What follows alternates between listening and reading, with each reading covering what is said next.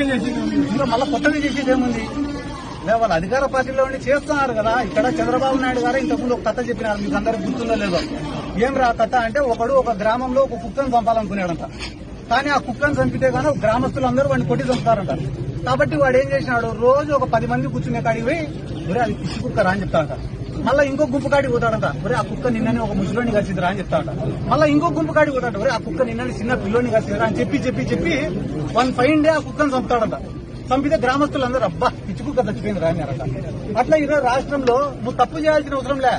రోజు ఒక 4 టీవీ ఛానళ్లలో వీడు ఆడదాం ఆంధ్రాలో 100 ఎత్తినాడు, వాడు 300 ఎత్తినాడు, వాడు 400 ఎత్తినాడు, వీడు మైనింగ్ లో ఎత్తినాడు, వాడు క్వాడ్స్ లో ఎత్తినాడు, వాడు లిక్కర్ లో ఎత్తినాడు అని చెప్పి ఒక్క పథకం ఇవ్వకుండా డైలీ అన్ని ఛానళ్లలో జగన్ సార్ ఏం సార్ కరెంట్ ఛార్జీలు పెంచినారు కదా అంటే చెవిరెడ్డి భాస్కర్ రెడ్డి అరెస్ట్.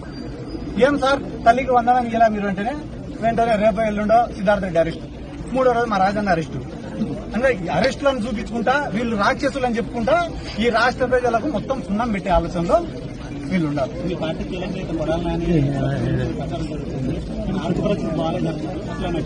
వైసీపీ నాయకులంతా కొలంబో వెళ్తారు, ప్రచారం జరుగుతుంది. మీరంతా కొలంబో వెళ్తున్నారా? నా పాస్పోర్ట్ కూడా పోలీసుల కానీ నేనే కొలంబో పోతా.